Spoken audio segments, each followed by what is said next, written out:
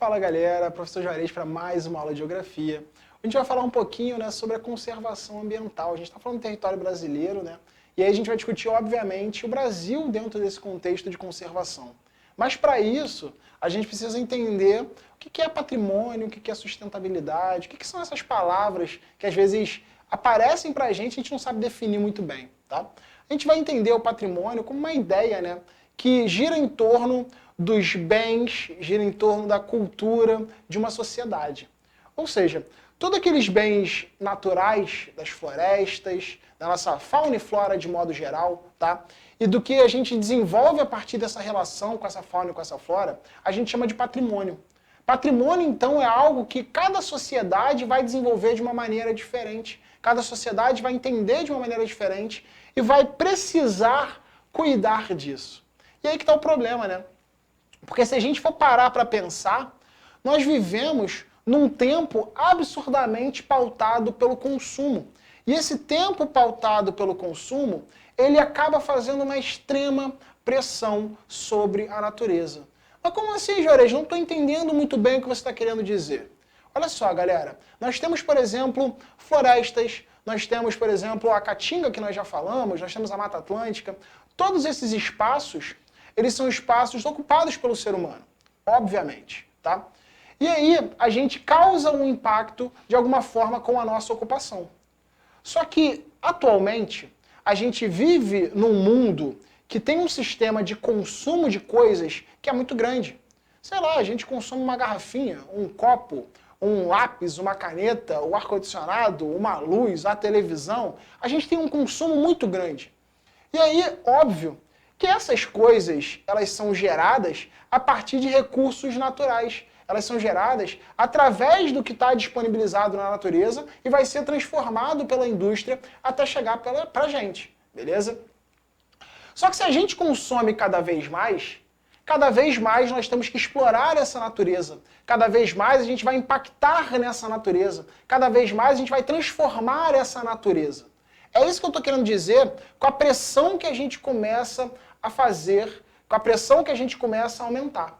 E essa pressão, ela acontece por conta dos nossos hábitos, por conta de vivermos em uma sociedade do consumo, por conta das ideias que nós temos. Aquilo, né, que a gente é muito do que a gente consome, né, que a gente compra muito para representar, para significar determinadas coisas. Então, por conta disso, a gente acaba não fazendo uma preservação adequada de todo esse patrimônio natural e também cultural. Afinal de contas, muitas sociedades, né, afinal de contas, uma parte muito grande da sociedade, melhor dizendo, vai depender diretamente para sobreviver desses bens naturais. A gente pode falar das pessoas que vivem do extrativismo, das pessoas que vivem, por exemplo, da pesca ou da caça, das pessoas que vivem em comunidades ribeirinhas, das pessoas que vivem em comunidades, né, sejam elas indígenas ou quilombolas, que dependem diretamente dessas estruturas para sobreviver.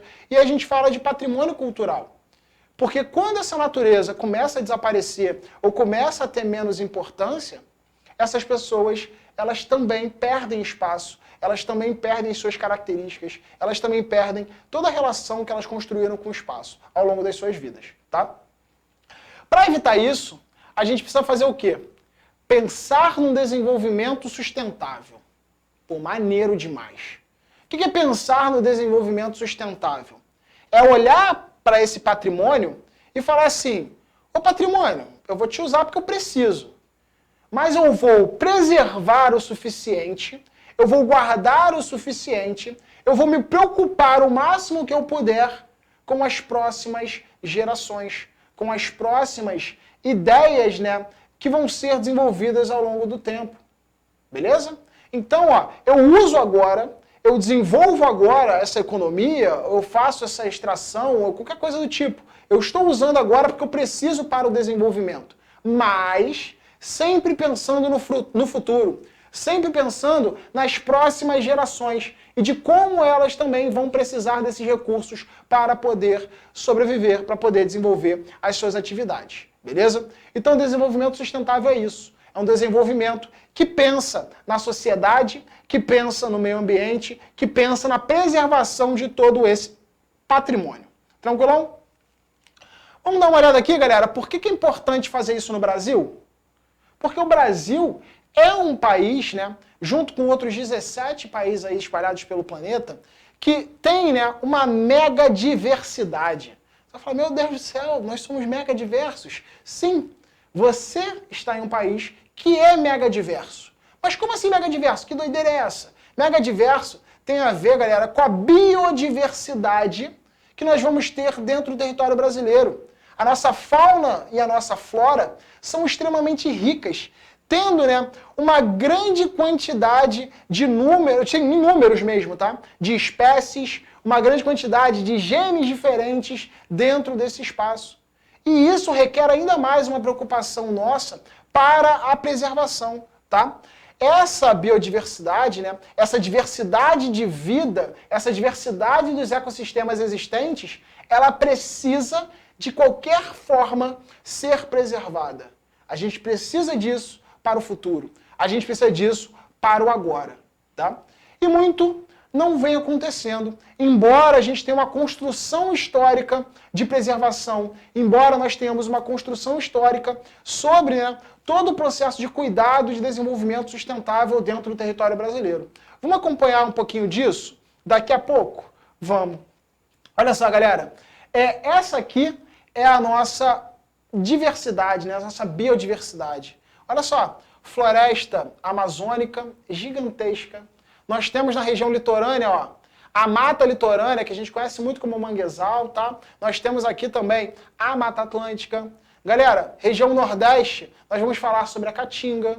Mais centralizado no Brasil, nós temos o Cerrado e o Pantanal. No sul do Brasil, nós temos a mata de araucária ou mata de pinhais. Mais ao sul, nós temos os campos ou pampa.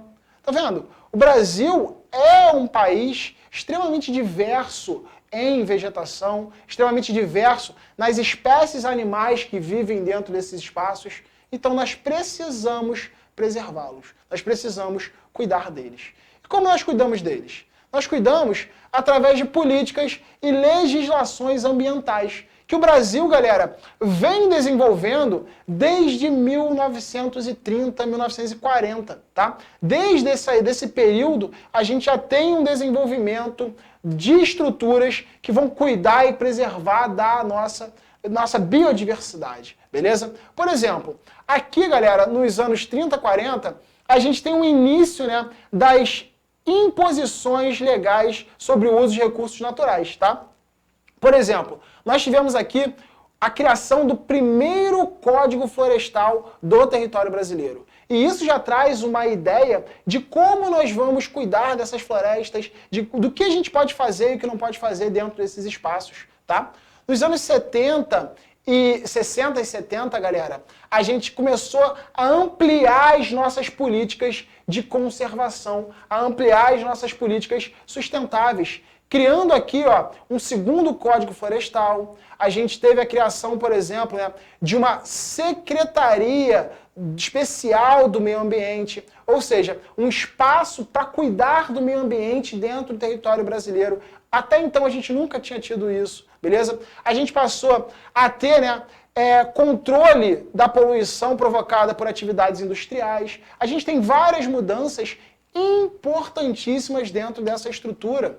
Olha só, galera, anos 80, dá uma ligada aqui nos anos 80. Nós temos a criação de importantes instituições e instrumentos legais. Por exemplo, galera, a gente vai ter a criação aqui, ó, você conhece esse nome, do IBAMA, o Instituto Brasileiro de Meio Ambiente e Recursos Naturais, que é muito, muito importante para a fiscalização e para o cuidado dessa biodiversidade, desse meio ambiente, desses ecossistemas, beleza? A gente tem, por exemplo, a CONAMA sendo criado, que é o Conselho Nacional de Meio Ambiente, tá? Nós passamos a ter uma política nacional do meio ambiente, ou seja, várias preocupações ambientais surgem no Brasil na década de 80, tá bom? Anos 2000, isso muda? Claro que não, galera. Anos 2000, a gente continua fortalecendo essas estruturas. Por exemplo, galera, aqui a gente tem o início, né, da criação da SNUC. O que é SNUC? É o Sistema Nacional de Unidades de Conservação da natureza, né, obviamente. Ou seja, do território brasileiro. A gente passa a criar espaços específicos nos quais a gente vai ter uma unidade de conservação, no qual a gente vai ter um espaço que precisa ser cuidado de qualquer maneira e ter uma fiscalização muito maior sobre eles, tá bom? A gente vai ter, a Agência Nacional de Águas sendo criadas, tá bom? A gente passa a ter, por exemplo, né, o Ministério do Meio Ambiente, do Serviço Florestal Brasileiro, a gente passa a ter leis gerenciando a Mata Atlântica, a gente passa a criar, né, o ICMBio, o Instituto Chico Mendes de Conservação da Biodiversidade, tá bom? Junto com o IBAMA hoje, são importantes órgãos de ação da nossa política ambiental, beleza? A gente passa a ter uma política nacional de saneamento básico, a gente passa a ter uma política nacional sobre mudanças climáticas, ou seja, várias estruturas começam a ser criadas para auxiliar nesse cuidado com o meio ambiente, tá bom? Olha aqui, galera, de 2011 a 2018, olha só, nós passamos a ter um novo Código Florestal, tá? Alguns reclamam um pouco desse Código Florestal, mas a gente ainda vê que existe uma preocupação com o meio ambiente, tá? A gente passou a ter, uma proposição da Política Nacional de Conservação do Uso Sustentável do Bioma Marinho Brasileiro. A gente passa a ter uma preocupação com essa questão, né, não só do continente, mas também com a parte marinha, com os corais, com os espaços que estão longe dessa população, né, mais dinâmica, uma população maior. A gente tem lei de acesso, né, esse patrimônio genético dessas espécies, de cuidado dessas espécies. Enfim, a gente começa a criar, ainda tem a criação de estruturas de cuidado, de preservação, tá bom? Por que eu falei de tudo isso? Porque a gente chega em 2019, 2020 com um problema muito grave. Qual é esse problema grave? A gente em 2019, 2020 passa a ter uma flexibilização, tá, da fiscalização ambiental, uma flexibilização de uso desses espaços nos quais foram preservados durante vários e vários anos, beleza? Então a gente tem uma reestruturação da CONAMA, que nós falamos lá no início, tá? A gente passa a ter, né, por exemplo, a flexibilização de leis na Mata Atlântica. A gente tem projetos de lei que começam, né, a legalizar a exploração de terras, que começam a permitir uma apropriação de terras de modo não tão justo e não tão de uma forma sustentável, beleza? Então, em 2019, 2020, nós passamos a ter muitos problemas em relação à preservação do meio ambiente. Provavelmente vocês lembram disso. A gente teve vários casos de incêndios criminosos, tanto no Pantanal quanto na floresta amazônica, acabando com centenas e centenas de milhares de hectares, beleza? E isso aqui é uma questão que envolve também a nossa estrutura política e governamental. Show de bola?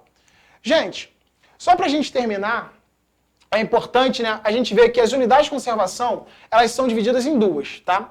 Algumas unidades de proteção integral e algumas unidades de uso sustentável. O que tem a ver isso? A proteção integral significa que os usos são muito restritos. A gente não pode, né, utilizar para exploração mineral, não pode utilizar os recursos, cortar árvore, nada disso. São usos principalmente para pesquisa e para o desenvolvimento ali do cuidado com essas áreas. Quando a gente fala do uso sustentável, aí sim, a gente vai falar de áreas de preservação, mas que podem ser utilizadas de modo adequado, que podem ser utilizadas de modo sustentável, como o nome já diz, tá? Usando, mas preservando para o futuro. Olha só, galera, aqui nós temos a distribuição no território nacional sobre essas áreas, tá? Dessas áreas de conservação. E a gente consegue perceber que, olha aqui, a região norte do Brasil é aquela que vai ter a maior concentração dessas estruturas, graças, obviamente, né, à floresta amazônica que está ali e ao espaço mais preservado do território brasileiro. Quando a gente fala do restante do Brasil, são poucas as áreas que vão ter essa ideia de unidade de conservação. Tranquilão? Beleza? Então é isso, galera. Por hoje é só. Espero que vocês tenham entendido tudo que a gente tentou, né, passar aqui. Qualquer dúvida, qualquer problema, falem comigo. A gente está à disposição, tá bom? Então, até a próxima. Estudem bonitinho e a gente se vê. Valeu, galera!